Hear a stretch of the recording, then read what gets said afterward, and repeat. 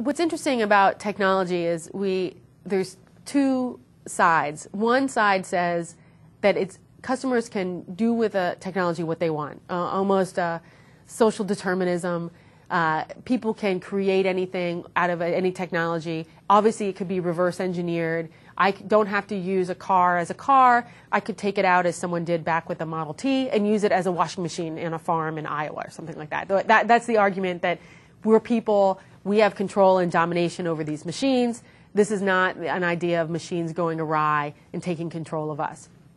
So that would put all the responsibility on the customers, the stakeholders that are adopting this technology or new innovation. The other side of it would say that there are many people that have no idea how to reverse engineer a car and make it into a washing machine, that we don't understand privacy settings on Facebook, and that there are Chinese citizens that will not understand the difference between google.com and google.cn, nor would they understand the idea of censoring.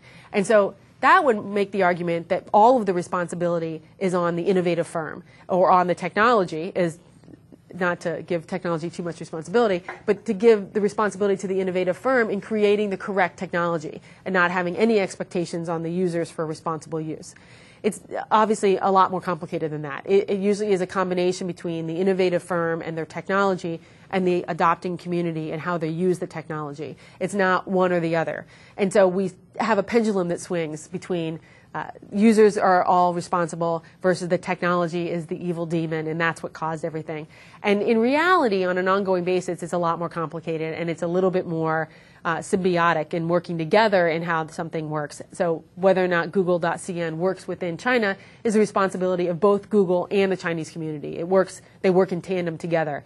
And having that outlook means that when instead of having a more antagonistic outlook of it's your responsibility, no, it's yours, means that they're able to work together and find solutions that work for both parties. So how can Google find a solution that means that Google's happy with offering as much information as possible, which is their slogan, which is their goal, is to offer the most information possible to everyone in the world. And yet the Chinese citizens are able to get that information without going through censors. And so how can they work together to kind of get what they want out of google.cn? That's really what Google has done by staying involved with google.cn, not taking a hands-off approach. And they should be lauded in some ways by staying involved personally versus, other U.S. companies have taken more of a hands-off approach by only being minimally involved in a Chinese search engine venture, saying I'm going to take a 10% stake in a certain company, or just exiting altogether. And in that way, the Chinese community is kind of left to figure it out by themselves. Google staying involved gets them more publicity, sometimes negative, and yet it is harder, it's more difficult, it's a more nuanced situation. However, it also demonstrates that they're taking responsibility for the innovation that they have and trying to stay involved and continually modifying it.